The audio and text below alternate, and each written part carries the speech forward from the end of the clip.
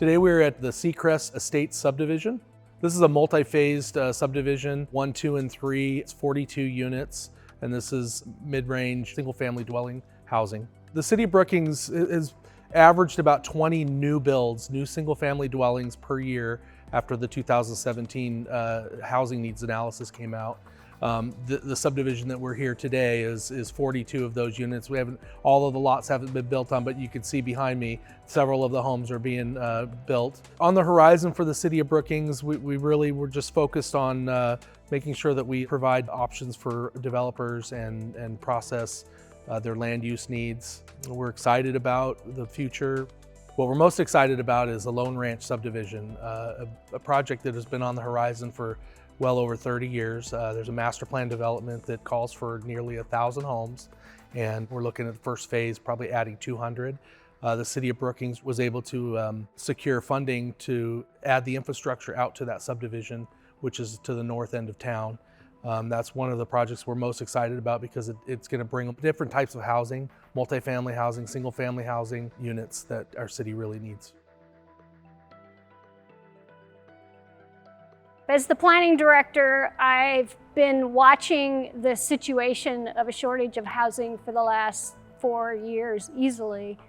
And the county did a land trade, and as a result of the land trade, we ended up with this, what we thought, prime timber property. We looked at what are alternative uses for that piece of property. We thought we were going to grow timber and receive a profit out of that. We will receive some profit, but it seemed to behoove the county to go ahead and take the existing good timber off of it, clear the side of the brush that is currently there, and make use of that property for another purpose. And housing was foremost in our mind. This Veterans Housing Project really came to life after talking with a lot of the folks in the community and recognizing that there actually is a significant workforce of veterans who are just struggling with having a place to live so they can get to their jobs. They want to work, and they are working. They just don't have a permanent place to live. In Curry County, we need workforce housing. Our main vision is an RV park or something similar to what we learned from Umatilla County, and that is a group got together there and did 10 houses on 1 acre of land, all about 500 or 600 square feet. So we have a model that we can somewhat follow, and not saying that's exactly what we're going to do, but we're into the planning process. We are very encouraged. We're getting veterans interest. We're looking for funding. The land is ideal, and it couldn't be for a better program than veterans housing. We're certainly not the only ones of the small rural Oregon counties that need help and have, we've declared, it's been necessary for the last several years to declare a housing emergency. We're trying to follow up on that and do everything we can to build and again, create those opportunities. We're having some very good progress, and we're grateful for that. Being involved with the other 2 counties, Coos and Douglas, again, that regional approach, it's setting us up better within the county and the federal system to get the financing we need, to find the developers, to find the available land. It's bringing benefits, and it's just a good time, and it's given us a lot of hope for the future.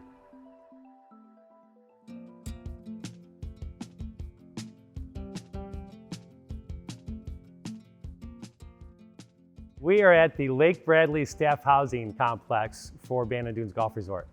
This is an awesome project. The Kaisers bought this property back in July of 2021. It was purchased from a church group from Central Oregon. This is a 32-acre piece of property, which is just pristine.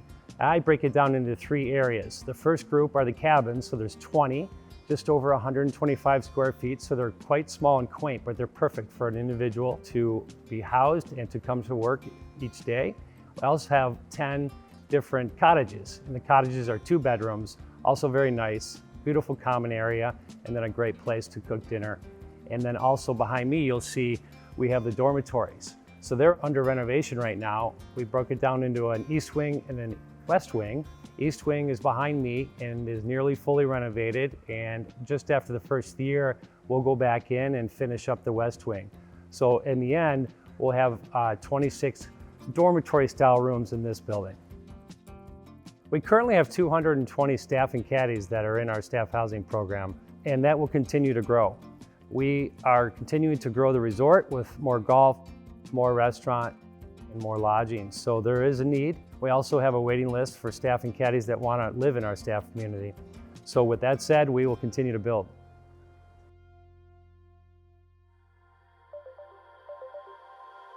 Today we are at the 17-acre site, Bandon Opportunity Project. This was purchased about a year ago by Mike Kaiser, owner of Bandon Dunes, for the purpose of workforce housing for the broader citizenry of Bandon. There are a number of organizations that have prioritized workforce housing, whether that's the Chamber of Commerce, Greater Bandon Association. We know that there's an employee need in our downtown merchants associations. We know there's an employee need in our local school district, as well as the hospital and some of our larger employers. So it's an opportunity, I think, to bring partners together to figure out what the needs are collectively in the community and how this 17-acre project can help be a part of that solution. I'm excited about the opportunity for people to build wealth here, for individuals or families to be able to put down roots, be long-term a part of our community, contribute, live, work here. You know, this site is great because you can walk to the grocery store and you can walk to the school, you can walk to our new childcare center in town. So it's a great location. You know, we want community members here who will invest in our community, be a part of our community, and we look forward to creating more of that here on this site. This site showed up, it was for sale. The price was amazingly reasonable for the amount of land that it was. I then approached Marie Simons and the folks at Bandon Dunes about whether we could partner on purchasing the site to do a workforce housing project. I think the vision for this project is that we want this to be a place for families to come to Bandon, families who work here and live here and raise their kids here.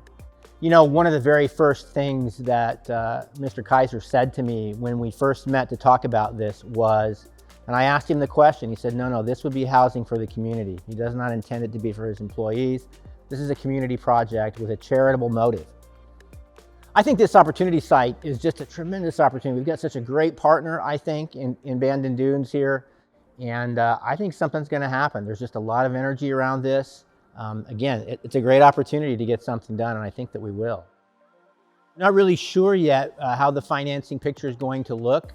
You know, obviously the market right now is such that people who have most jobs in Bandon can't afford to buy a home here. So there's going to be some kind of subsidy involved. It may be a housing trust, it may be privately raised funds, it may be some combination of government money, rural development money, city money. It'll take something to make it work for people though, but I think with the partners we've got, we can make it happen. I would say that the city is also very interested in working with and assisting anyone else who wants to come and build housing for the workforce here in Bandon. Obviously, the city is currently involved in some projects, but we're open for business. We're open for, you know, rapid permitting. We're open for potential waivers of systems development charges. We'll help you find land. We'll help you get infrastructure. So we're here for all of it.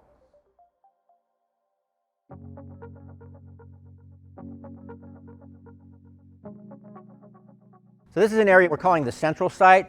There's about 5 to 6 acres, depending on what is and isn't included, owned jointly between the school district and the city of Bandon. It's vacant, been vacant for a long time, and really could be put to work to provide housing for people here in Bandon. Both the school district and the hospital have had tremendous problems in obtaining and retaining staff because there is literally nothing for sale or rent in the city of Bandon right now. The city also has a problem retaining police officers or getting police officers to move to Bandon as well, again, because there's just no place to rent or buy that's affordable to people who work here. I think the vision for this site is that we could provide 2 and 3 bedroom units suitable for families who want to come here, teachers, nurses, other school district employees, and other healthcare workers. The potential partners in this project are the City of Bandon, the Bandon School District, and possibly Southern Cruz Hospital as well. I mean, the barriers for a project like this are probably the same as they are for most housing projects, right? You've got to find the funding, you have to have available land, you've got to provide infrastructure. So we have those challenges. What we have in terms of assets are the infrastructure's here. We have partners that look like they're going to be willing to come to the table. There's some added complexities anytime you get three governments working together. But the conversations so far have been very positive, and we anticipate having a written memorandum of understanding sometime in the next couple of months. If things were to move quickly, and we would like them to move quickly, our vision is that we would be able to break ground on something next year. One of the projects that Bandon's working on is to facilitate the creation of accessory dwelling units. Those are what people used to call mother-in-law apartments or mother-in-law dwellings. Over time, we've been loosening the rules, trying to incentivize those and make them easier and easier to do. We've eliminated parking requirements. We have a lot of property in Bandon that would be suitable for an accessory dwelling unit. We need to go out and let people know that that's an available product. Two other projects that are kind of in the pipeline in Bandon. There's a 5-unit townhome project going in that will meet some of our workforce needs. Then there's a 48-unit apartment complex. That project had stalled out, but it's back on track. Plans are being submitted shortly, and that's another project we hope can break ground next year. With this 48-unit apartment project, 2 and 3 bedroom units, that's going to open up places where you've got 3 roommates house sharing or apartment sharing. As they move into one of these new apartments, a family may be able to move into this 2 or 3 bedroom unit. So that housing, any new housing is needed housing for the city of Bandon. Another piece of our need really is the folks making $15 an hour, the folks that are cleaning hotel rooms, the folks that are working in our restaurants. There's a crying need for those people as well, and that's an economic development need for the city of Bandon. And housing for those folks needs to be around $800 a month to be affordable for someone earning $15 an hour. That's another piece of the need that we're working with partners to meet. I think things are going to happen in Bandon. I really do. I think the partners that we've got at the table, the energy in the private sector, how we've brought partners together from around the community, Wild Rivers Coast Alliance, the Bandon Dunes folks, a lot of folks are working together. There's a lot of energy focus, and I really do feel like we're going to get something done.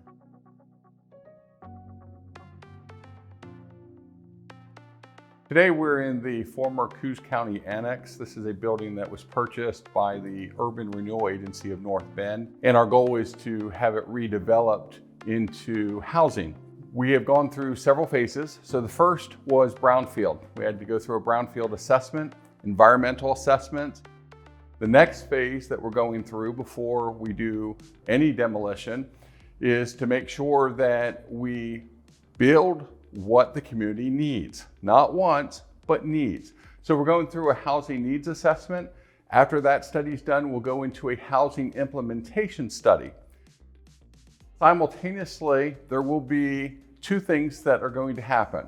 We have to get through some hurdles. This is a historic hospital. So the State Historic Preservation Office wants us to catalog and document that history before we demolish it, which is important. So after we are finished with the historic preservation process, we'll go into issuing a salvage request for proposal.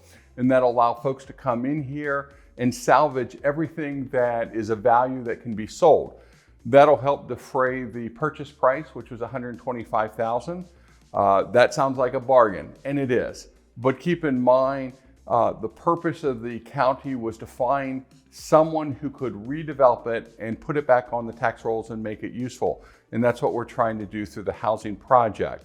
We're looking at ways to move Coos County forward. And when I say Coos County, I mean the entire county. We need to have good paying jobs here. We need to move the economic development pendulum forward. But it doesn't behoove us to recruit anyone here if we don't have housing for them.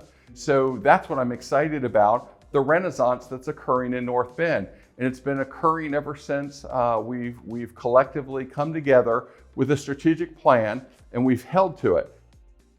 So the first I want to talk about is a project that the city was involved in, and not financially, but everything from sort of negotiation all the way through the permitting was the former Baycrest Hospital project. That's a private investor out of Dallas, Oregon, who is renovating on his own dime 156 of those rooms into 1 and 2 bedroom efficiencies. Those will all be rental units.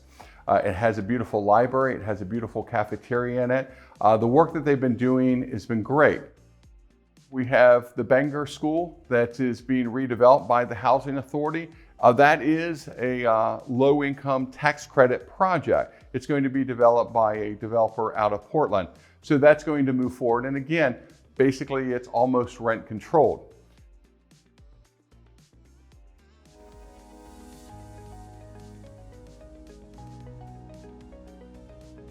My name is Matthew Vorderstrass. I'm the Executive Director of the North Bend City Coos Curry Housing Authorities.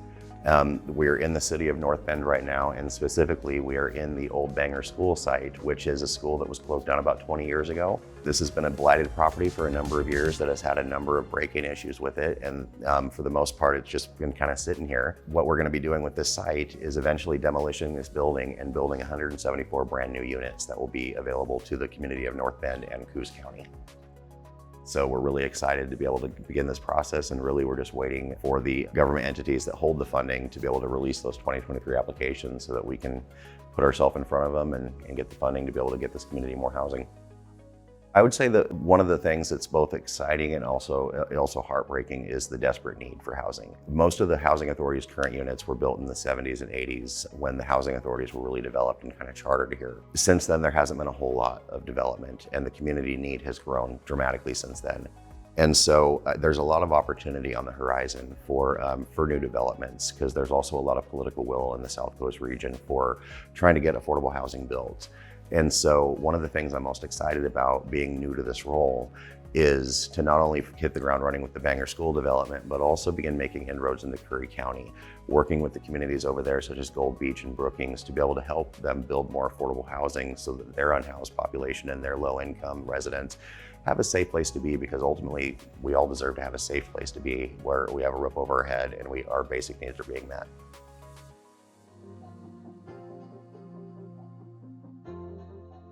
Here we're at the former site of the old Englewood School. So the building was built here as a school nearly a century ago.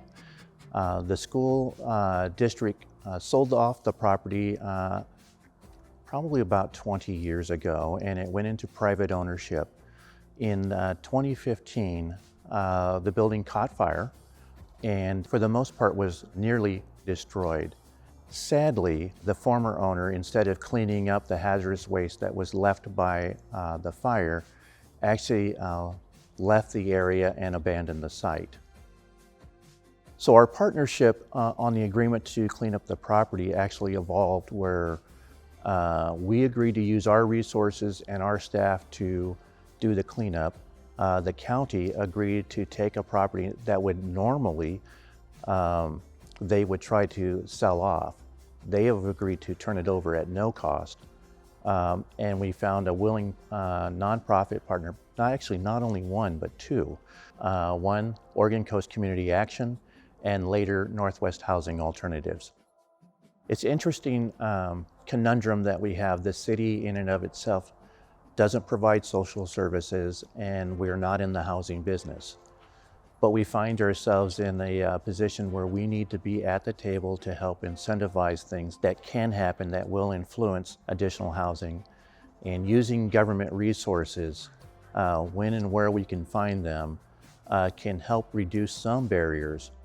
It could have sat here for decades and left in the way it was without the use of government dollars to make it actually pencil out.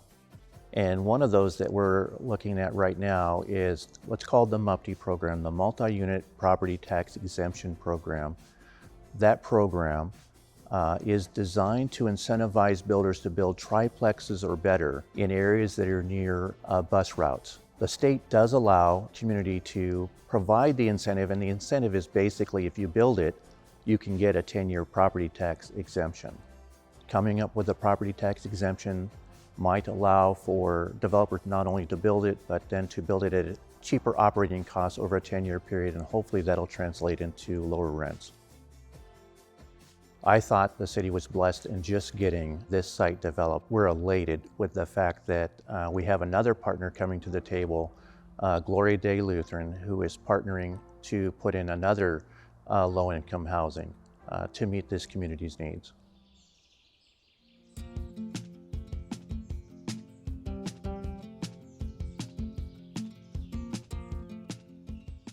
We are here at the Gloria Dei Lutheran Church on a wonderful back parcel that they have, which they are offering up in cooperation and partnership to Northwest Housing Alternatives for, we're hoping, between 40 and 50 housing units for the workforce, young workers, and hopefully seniors as well.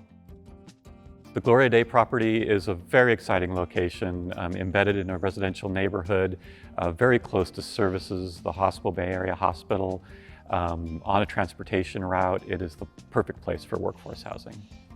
My name is Destin Verdun. I'm the Director of Real Estate Development at Northwest Housing Alternatives. Northwest Housing Alternatives got involved in the project approximately 6 months ago. We are examining the feasibility of the property through a number of reports and studies and working with the city to see if we can develop the infrastructure to support the housing and to find resources to pay for the infrastructure in support of the housing on the property. As a housing developer, I'm most excited about providing housing to the coastal communities in support of the workforce. Opportunities for people that work at the hospital to have affordable housing close to their jobs, to support the local economy on growing businesses and industries. In this community, we're seeing a lot of excitement around providing housing and housing solutions, and specifically the Housing Action Team has been meeting on a regular basis.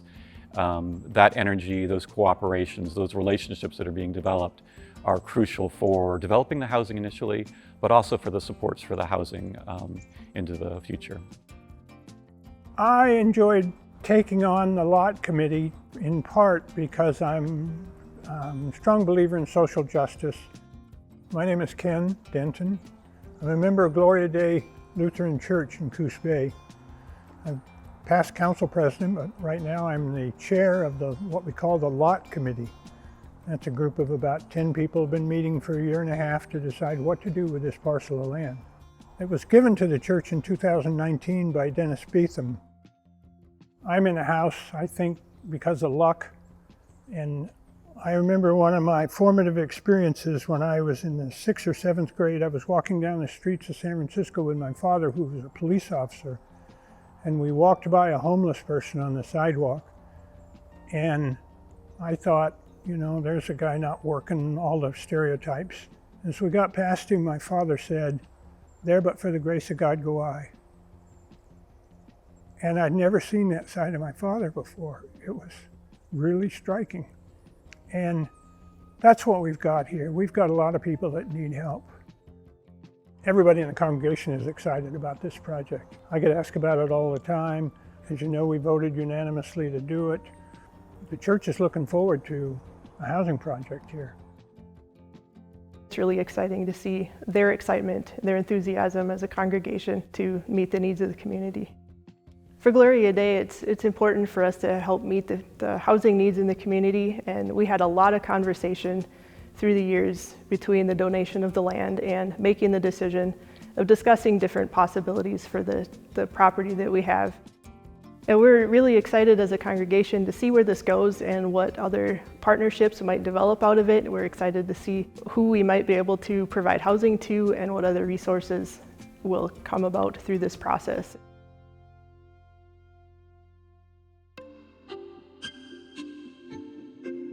One of the things I'm most excited about is the success of Coal Bank Village. In 1 year, we've made a difference for 30 people.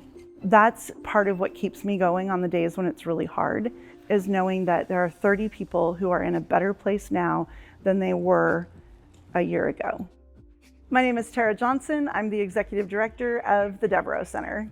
So last year at this time, we had 20 shelters. One of them included our kitchen area. This year we have 24 shelters, and we have a bathroom shower unit that has 2 showers and toilets, each separate, as a separate room. Advanced Health sponsored that project, and it's made all the difference in the world. When we brought in the shower unit, we were able to put a little deck on it and then have a unit that is raised up enough that the deck kind of goes with just a small ramp to one of the shelters, and that shelter is reserved for people who have ADA issues. Right now, a gentleman that's in there had a stroke. He's had several strokes, and so walking is a real challenge for him. So being able to use that ramp with just a slight incline really makes a difference for him and his ability to cope with his current issues with walking and even speaking. So he's recovering well, but if we didn't have those ADA compliance things, it would be really tough for him. I'm most concerned that we don't have a lot of permanent supportive housing. Many of my clients have the skills to do certain things on their own independently, but they don't always have the skills to make and keep doctor's appointments. They don't have the skills to remember in advance that their prescriptions are running out. So they need somebody to coach them with that. And that's what permanent supportive housing looks like. Not doing everything for them, but giving them the freedom to live in their space, but to support them as much as they need supported. 33% have moved into some sort of permanent housing. I'm here to tell you that those numbers are beyond amazing. Even if you look at other programs in the state, 33% moving into some level of permanent housing is phenomenal.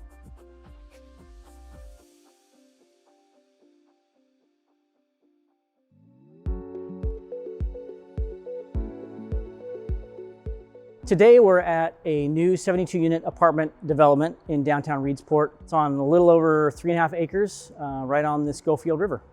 So to make maximum use of the property, we're building 9 buildings, each with 8 apartments. So it's basically 9 8-plexes on this property, and it's gonna be gorgeous. Having never done ground up development before, I knew I needed a partner that had done this. So I found a partner called Prism Development out of Salem. They were enamored with it and really excited to see it go.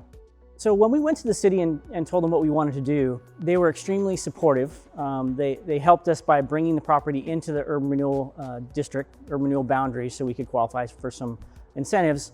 And they also implemented a vertical housing tax credit to help us with the taxes on the back end.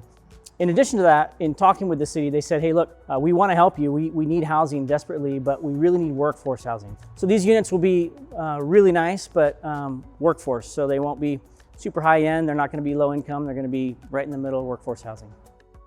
The city of Reedsport's been incredible to partner with on this project as well as the others, but specifically with this project, Richard and Russ Lewis are the owners of Prism Development, and they got a chance to meet the city, and they were blown away with how accommodative the city was and with how the city really saw any challenges as an opportunity to make things happen as opposed to an opportunity to shut things down.